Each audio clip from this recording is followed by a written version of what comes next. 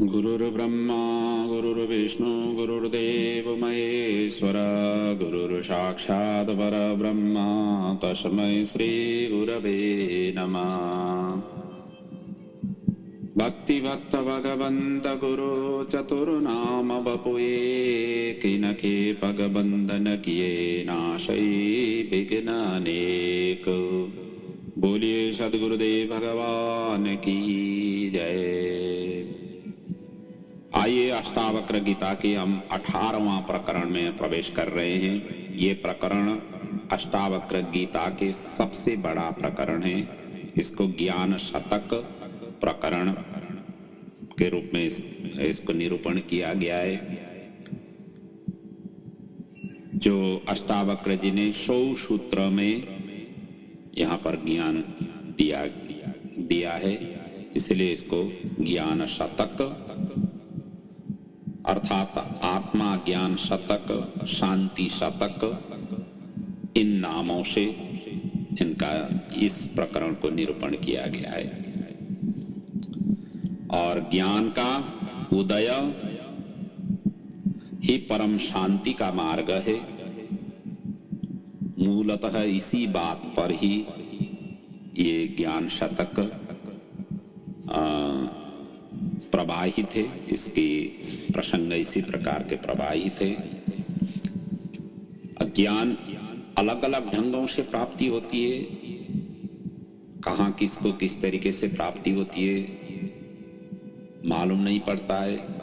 सत्संग सुनते सुनते व्यक्ति आत्मा प्रबोधन हो जाता है, आत्मा ज्ञान की साक्षात्कार कर लेता है। इसलिए सत्संग की लालसा लेकर के लोग चलते हैं। किसी को पूजा करते करते ही प्राप्ति होती है, किसी को यज्ञ करते करते ही प्राप्ति होती है, किसी को मंत्र साधना करते करते ही प्राप्ति हो जाती है।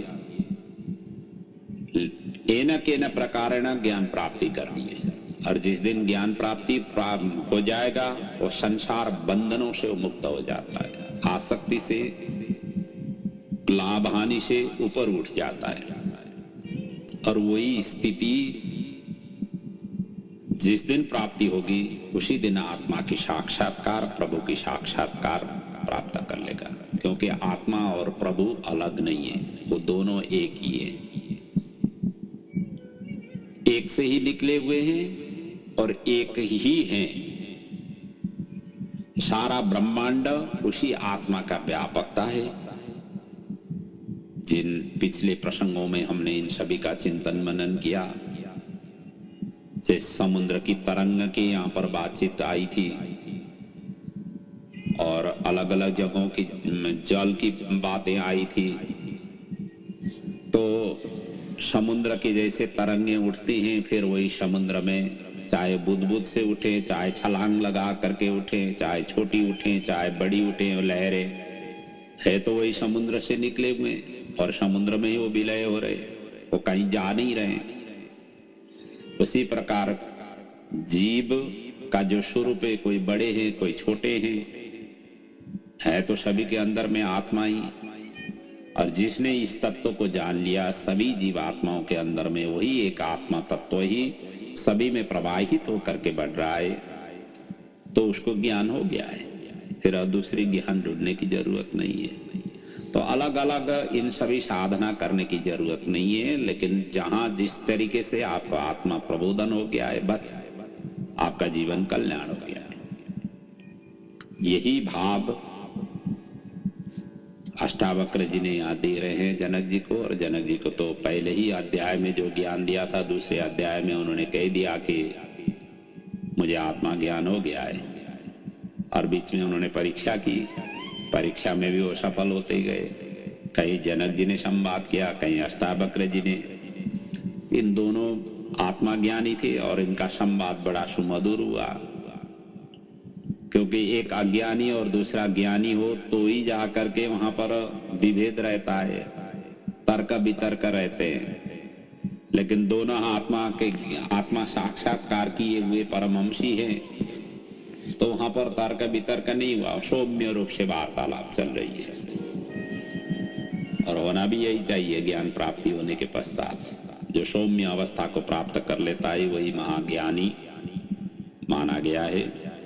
आइए अब इस 18वां प्रकरण की हम विधिवत रूप से मंगलाचरण करते हुए आगे चलें। पहले सूत्र में अष्टावक्र जी कहते हैं, यस्य बोधोदये तावत स्वप्नवद भवति ब्रह्म तस्मै सुखैकरूपाय नमः शांताय तेजसे। अर्थात जिसके बोध के उदय होने पर समस्त भ्रांति स्वप्न के समान तिरोहित हो जाती है, उस एकमात्र आनंद रूप शांत और तेजोमय को नमस्कार है। इसमें मंगलाचरण स्वरूप ही है। तो यहाँ पर अष्टावक्र जी ये स्पष्ट करते हैं कि पहला सूत्र में यह प्रकरण आत्मा ज्ञान शतक के नाम से प्रसिद्ध है।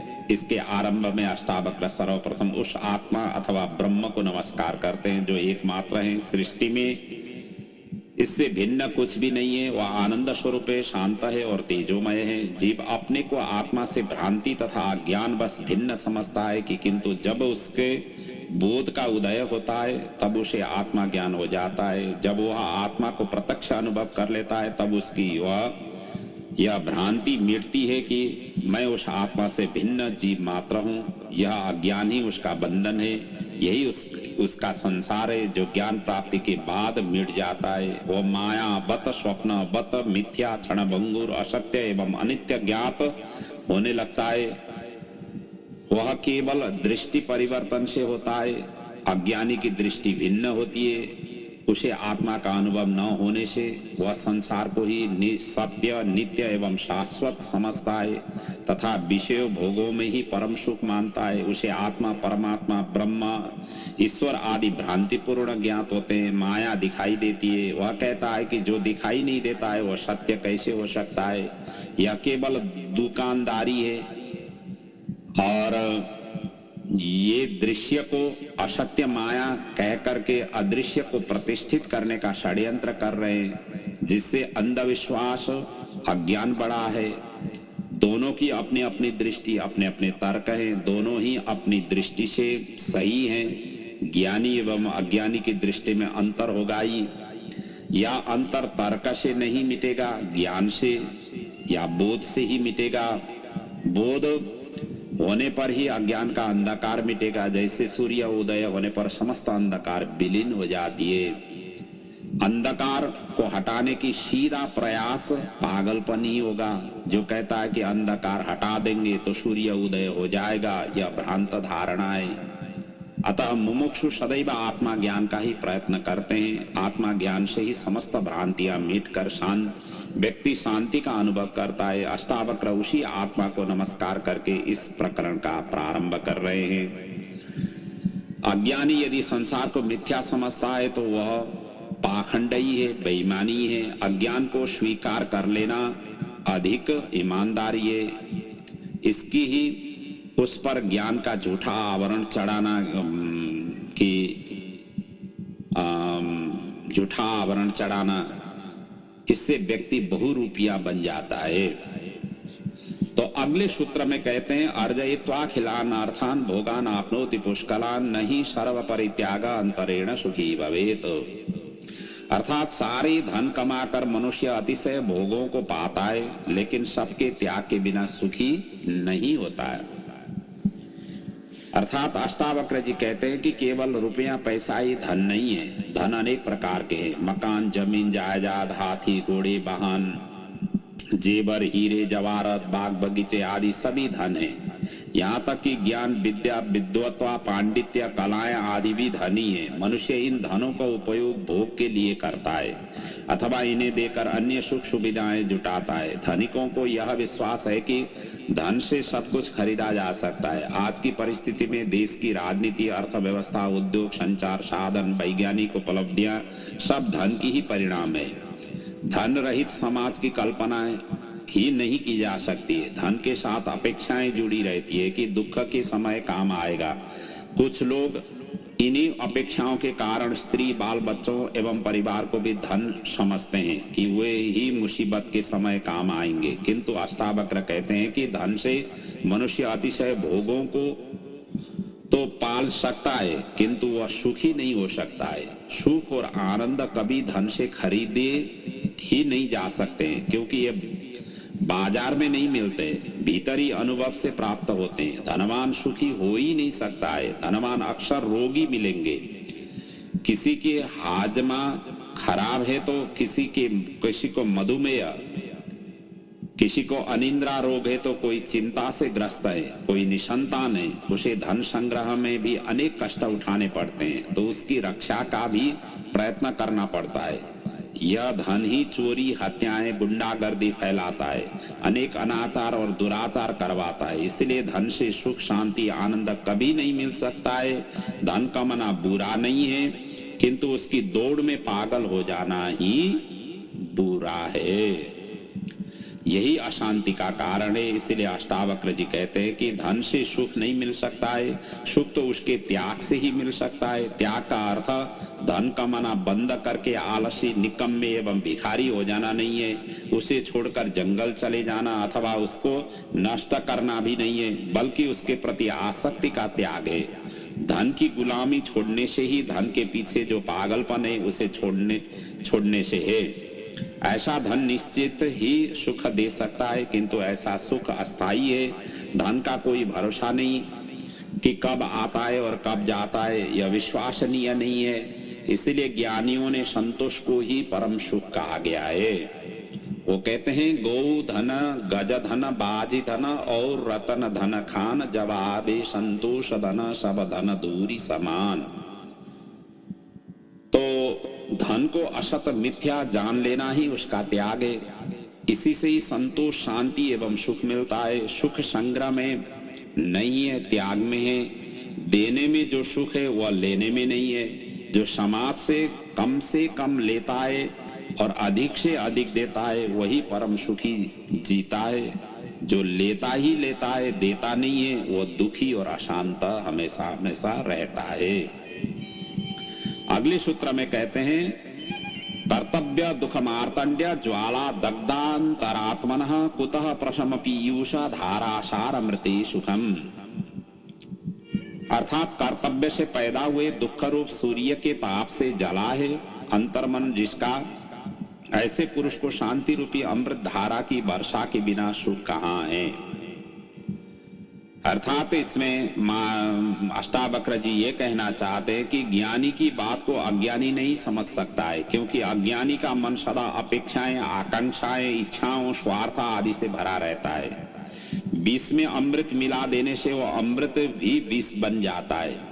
इसलिए अज्ञानी जब तक संकीर्णताओं के घेरों से ऊपर नहीं उठता, वह ज्ञान को नहीं समझ पाता। इसलिए एक ही कथन की भिन्न भिन्न व्याख्याएं मिलती है। इस सूत्र में अष्टावक्र जी ये कहते हैं कि कर्तव्य से दुख पैदा होता है एवं उस दुख रूपी सूर्य के ताप से अंतर्मन जलता है, दुखी होता है। इस दुख निवृत्ति का उपाय शांति रूपी अमृत धारा की वर्षा है, जिसके बिना मनुष्य सुखी नहीं हो सकता। यहाँ कर्तव्य का अर्थ कर्तापन से है। जो कर्म कर्तापन से अहंकार बस किए जाते हैं वही दुख देने वाले होते हैं, वही बंधन के कारण होते हैं। अहंकार रहित किए गए, अपने को निमित्त मानकर किए गए कर्म, स्वभावगत कर्म दुखों का कारण नहीं बनते, बल्कि उनसे आनंद मिलता है, सुख मिलता है, शांति का अनुभव होता है। जो कर्मों को अहंकार रहित होकर करता है, शांति उसी को उपलब्ध होती है। अकर्ता हो जाने से ही शांति मिलती है। चौथे सूत्र में कहते हैं भवोयम भावना मात्रो न किंचित परमार्थतः नास्त्यः भाव स्वभावानां भाव विभाविनाम। अर्थात यह संसार भावना मात्र है, परमार्थतः कुछ भी नहीं है। भाव रूप और अभाव रूप पदार्थों में स्थित स्वभाव का अभाव नहीं है।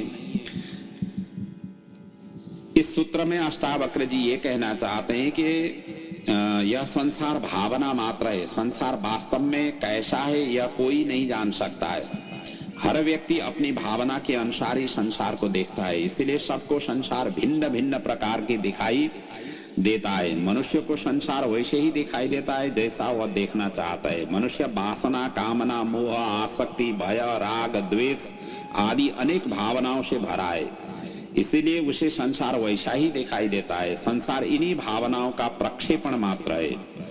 जिस प्रकार स्वप्न भी मन को ही प्रक्षेपण है किंतु सत्य प्रतीत होता है, स्वप्न टूटने पर ही ज्ञात होता है कि स्वप्न था, भ्रांति थी, इसी प्रकार यह संसार भी स्वप्न की ही समान भावनाओं का प्रक्षेपण मात्र है, किंतु अज्ञानी इसे सत्य समझ लेता है। आत्मा ज्ञान से ही वह यह भ्रांति मिटती है, वह उसी को ही यह मिथ्या माया मिथ्या असत्य प्रतीत होता है, वही इसका वास्तविक स्वरूप पहचान सकता है। इसके लिए इसलिए ज्ञानी कहता है कि यह संसार भावना मात्र है, परमार्थतः यह कुछ भी नहीं है। परमार्थ अर्थात परम अर्थ में आत्मा ही सत्य है, जगत भ्रांति मात्र है। ज्ञानी अहंकार एवं वासना शून्य होने से इस संसार का उसके लिए कोई प्रयोजन ही नहीं है, अर्थ ही नहीं। यही इसका वास्तविक स्वरूप है, जिसे ज्ञानी देखता है। मनुष्य को भय के कारण ही रस्सी भी सांप दिखाई देती है। बच्चे में भय नहीं होने से वह सांप को भी रस्सी समझकर पकड़ लेता है। अपना बेटा पत्नी आदि अच्छे इसीलिए दिखाई देते हैं कि उनके साथ स्वार्थ एवं अपेक्षाएं जुड़ी है, वरना न वे पूर्व जन्म में कभी साथ ही रहे थे, न मृत्यु के बाद साथ देंगे। यदि स्वार्थों में कमी आ जाए, अपेक्षाएं पूरी न हो, तो उसी जन्म में ही वो छोड़ देंगे। केवल ज्योतिषी के कुंडली मिला देने से पति पत्नी नहीं हो जाते। यह झूठी पत्नी और ये झूठे पति दोनों अज्ञानी, दोनों अंधे मिले गए, इसलिए थोड़े समय पटारी बैठ गई, वरना बैठती नहीं। फिर सारा जीवन क्लेश में ही बीतता है। पूछो ज्योतिषियों से कि 28 गुण मिले थे, फिर झगड़ा क्यों? इसका कोई उत्तर नहीं है। तुम्हारे मित्र शत्रु तुम्हारे ही मन एवं स्वार्थों का प्रक्षेपण है। यदि स्वार्थ न हो तो कौन मित्र है कौन शत्रु है, कहना कठिन हो जाएगा। अतः संसार में भरोसे योग्य नहीं है। जो स्वभाव रूप में सब में स्थित है, आत्मा भाव रूप है, वही सत्य है, एवं संसार अभाव रूप है, किंतु दोनों में जो स्वभाव रूप आत्मा ही है वही सत्य है। उसका कहीं भी अभाव नहीं है, अन्य सभी अभाव स्वरूप है। अगले सूत्र में कहते हैं, न दूरम न च संकोचात लब्धमेवात्मनः पदम निर्विकल्पम निरायासम निर्विकारम निरंजनम। अर्थात यह आत्मा पद न तो दूर है न संकोच से ही प्राप्त होता है। यह निर्विकल्प, निरायास, निर्विकार और निरंजन है। विकल्प रहित, प्रयास रहित, विकार रहित और निर्दोष है। अर्थात इस सूत्र में अष्टावक्र जी ये कहना चाहते हैं कि आत्मा की स्थिति एवं उसकी विशेषताओं को बताते हुए कहते हैं कि आत्मा कहीं सातवें आसमान में नहीं है, न वह किसी अदृश्य लोक में अथवा स्वर्ग में है, न कहीं हिमालय में, न मठ मंदिरों में है जहां उसे ढूंढना पड़े। वह स्वयं के भीतर ही है तथा संकोच से, कठिनाई से प्राप्त होती हो ऐसा भी नहीं है। वह तो सदा उपलब्ध ही है, केवल आंख खोल करके देखना मात्र है। स्वयं की पूर्ण जागृत अवस्था ही उसे प्राप्त करना है। विकारों की धूली को पोंछना मात्र है, गंदे दर्पणों को साफ करना मात्र है, जिससे उसका आभास हो सके। विचारों के घने बादलों के आवरण से वह सूर्य दिखाई नहीं दे रहा है। विचार शून्य होने पर ही उसका ज्ञान होता है। सभी विधियां विचारों को बंद करने की प्रक्रिया ही है। यह आत्मा निर्विकल्प है, निर्विकल्प होकर ही इसे जान सकते हो। यह निरायास है, उसे जानने के लिए कोई प्रयास भी नहीं करना पड़ता है। वह निर्विकार है, इससे कोई विकार नहीं है, शुद्ध है, वैज्ञानिकों के तत्व जैसा है। वह यौगिक भी नहीं है, उसमें पाप पुण्य, अच्छा बुरा, हित अहित जैसा कुछ भी नहीं है। वह निर्दोष है, इसमें दोष है ही नहीं। वह अलिप्त है, उसे विकृत किया ही नहीं जा सकता है, न वह छीनाई जा सकता है, न चोर चुरा ही सकता है, न अप्रकट है, न किसी कमरे में बंद है कि तुम्हें उसका द्वार खटखटाना पड़े। वह सदा उपलब्ध है, वह विस्मृत है, उसे पुनः स्मृति में लाना मात्र आपके लिए अभिवारा है। जिस दिन उसको पुनः स्मृति में ले आएंगे, उसी दिन, उसी क्षण, उसी अवस्था में आप आत्मा को साक्षात्कार कर पाते हैं। अगले सूत्र में कहते हैं, व्यामोह मात्र वीरतो स्वरूपादान मात्रता बीत शोका विराजन्ते निरावरण दृष्टयः। अर्थात मोह मात्र से निवृत्त होने पर और अपने स्वरूप के ग्रहण मात्र से बीत शोक और निरावरण दृष्टि वाले पुरुष शोभायमान होते हैं।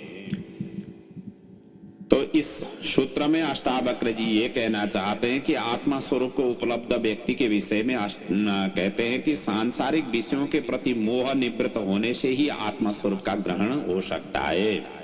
आत्मा ज्ञान प्राप्त करना नहीं है, केवल उसकी बाधाएं को हटाना मात्र है। दृष्टि एक ही है, उसे मोह के कारण संसार में लगाओ तो केवल संसार ही दिखाई देगा। मोह हटने पर संसार लुप्त हो जाएगा, फिर जो भी दिखाई देगा वह आत्मा ही है।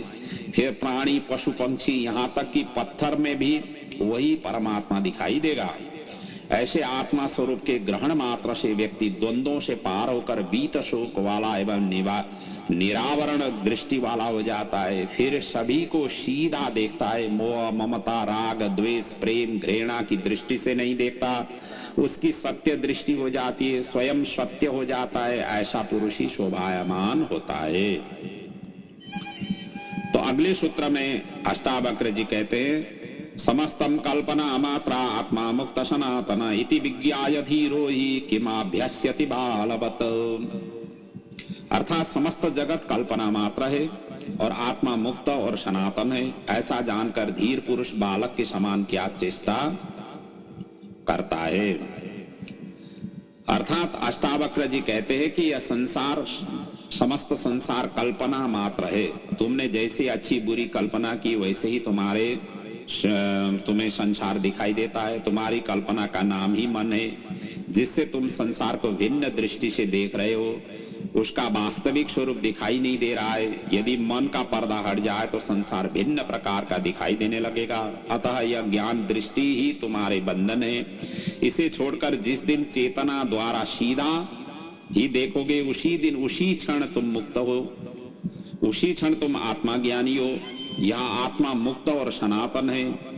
यह स्वयं बंधन ग्रस्त नहीं है, न ऐसी ही कि आज है कल नहीं रहेगी, मरने के बाद भी मिलेगी, स्वर्ग में मिलेगी। ज्ञानी के पास ही है, अज्ञानी में आत्मा होती ही नहीं।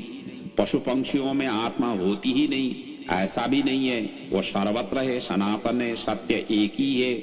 जिसने संसार को सत्य समझा उसे आत्मा असत्य दिखाई देती है, किंतु आत्मा ज्ञानी को आत्मा सत्य और संसार असत्य दिखाई देता है। यह मात्र दृष्टि है। संसार को सत्य मानना ही आत्मा में बंधन है, ये वास्तविक नहीं है। झूठी मान्यता ने ही झूठे बंधनों का निर्माण किया है। ज्ञानी की यह भ्रांति मिट जाती है, जिससे वह मुक्त है।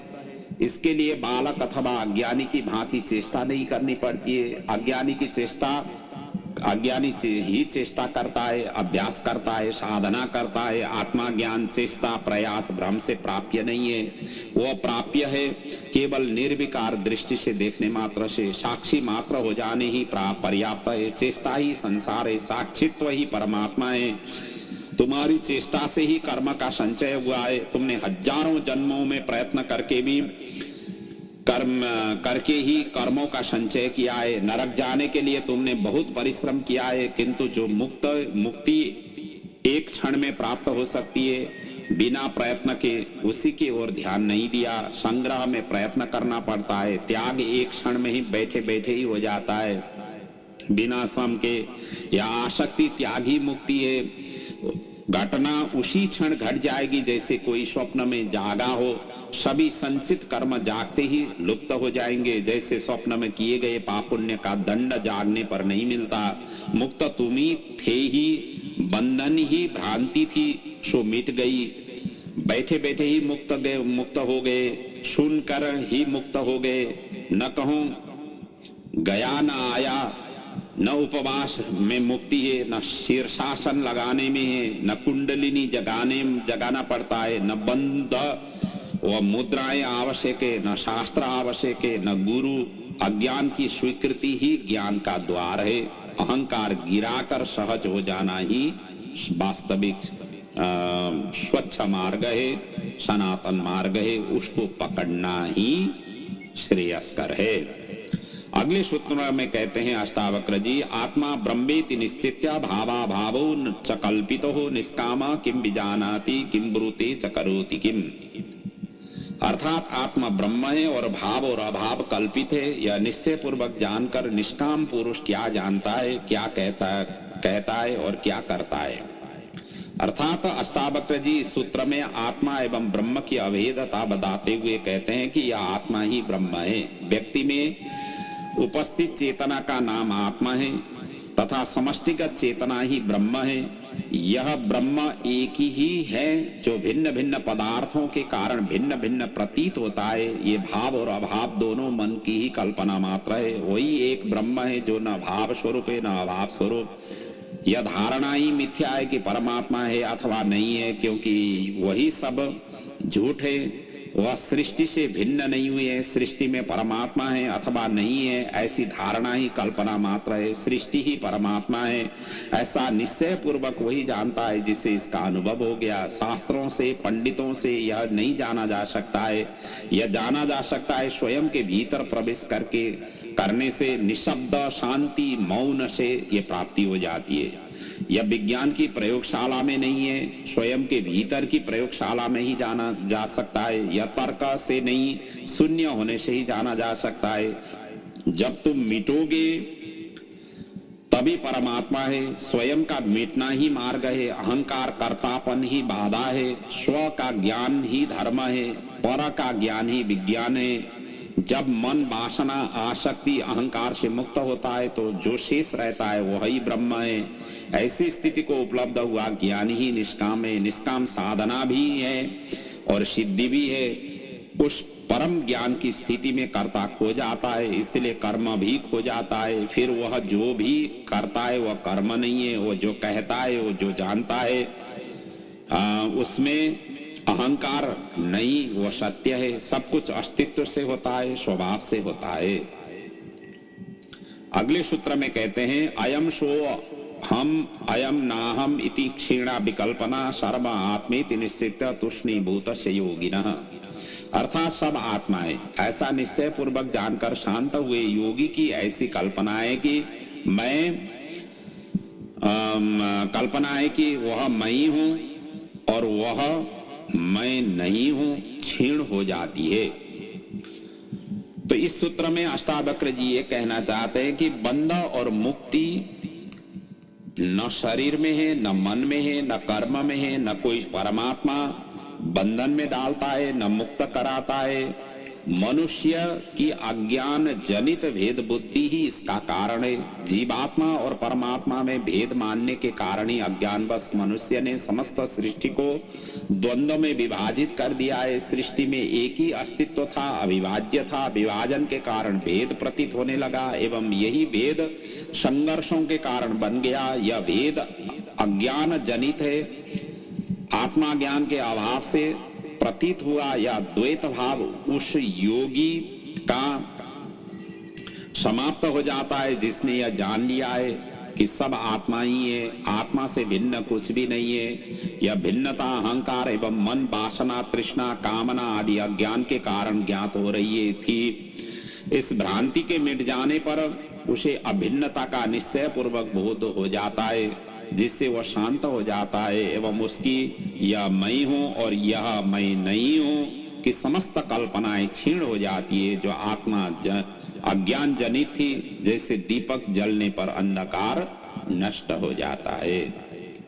अगले सूत्र में कहते हैं अष्टावक्र जी, न विक्षेपो न च एकाग्रम नातिबोधो न मूढ़ता न सुखम न च वा दुखम उपशांतस्य योगिनः। अर्थात उपशांत हुए योगी के लिए न विक्षेप है और न एकाग्रता है, न अतिबोध है और न मूढ़ता है, न सुख है न दुख है। तो इस सूत्र में अष्टावक्र जी ये कहना चाहते हैं कि चित्त में संकल्प विकल्प निरंतर उठते रहते हैं। इन्हीं संकल्प विकल्पों के कारण संसार है, किंतु आत्माज्ञानी योगी का चित्त इन संकल्प विकल्पों से रहित होकर पूर्णतः शांत हो जाता है, जिससे चित्त के समस्त विक्षेप समाप्त हो जाते हैं। विक्षेप होने पर ही एकाग्रता की, धारणा ध्यान समाधि की समाधि को साधने की आवश्यकता पड़ती है। अतिबोध और मूढ़ता, सुख और दुख की अनुभूति भी चित्त के विक्षेप के कारण ही प्रतीत होती है। अतः आत्मा ज्ञानी योगी के समस्त विक्षेप ही शांत हो जाते हैं एवं वह सदा सदा ही आत्मा का सर्वत्र अनुभव करता हुआ नित्य आत्मानंद में ही मग्न रहता है। इसलिए इनका उसे कोई अनुभव नहीं होता।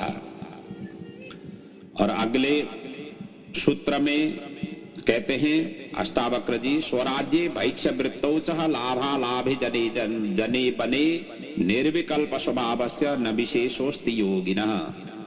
अर्थात निर्विकल्प स्वभाव वाले योगी के लिए राज्य और भिक्षावृत्ति में, लाभ और हानि में, समाज और वन में फर्क नहीं है। अर्थात वो सभी भी समान देखते हैं। तो अष्टावक्र जी ये कहना चाहते हैं कि आत्मा ज्ञानी के चित्त के समस्त संकल्प विकल्प समाप्त हो जाते हैं। वह सदा निर्विकल्प अवस्था में ही एक ही आत्मानंद में रमण करता है, जिससे उसके लिए चाहे साम्राज्य सुख हो, चाहे भिक्षावृत्ति लाभ हो या हानि, वह समाज में रहे चाहे वन में रहे, कोई अंतर नहीं पड़ता, कोई फर्क नहीं पड़ता है। उसका सारा आग्रह ही समाप्त हो जाता है। साम्राज्य चाहने वाले एवं उसे छोड़कर भागने वाले दोनों आग्रह पूर्ण है, दोनों में संकल्प है। इसी प्रकार संकल्प लेकर भिक्षावृत्ति करने वाले, लाभ हानि को चाहने वाले, समाज एवं वन में रहने का आग्रह निश्चय करके करने वाले कि मैं ऐसा ही करूंगा, यह अहंकार जनित अज्ञान का परिणाम है। अहंकार एवं संकल्प विकल्प से रहित होने पर वह हर स्थिति में आनंद पूर्वक रहकर स्वाभाविक जीवन जीता है। उसका कोई चुनाव नहीं होता, उसकी कोई प्रतिक्रिया नहीं होती, कोई शिकायतें नहीं होती, जो है सब स्वीकार है। और इसी भाव को प्राप्त करना ही वास्तव में आत्मा साक्षात्कार है। और बुद्ध ने इसी स्थिति को तथाता कह करके जो है वही स्थिति में रहना ही, इस तरीके से उन्होंने व्याख्या की हुई है। और आज की प्रसंग को हम इसी सूत्र के सहित 11वें सूत्र तक की हमने चिंतन मनन किया। और बाकी के सूत्र अब धीरे धीरे करके पुनः चिंतन मनन करेंगे। तो आज की यहीं तक चिंतन मनन को यहीं पूर्ण करने जा रहा हूं।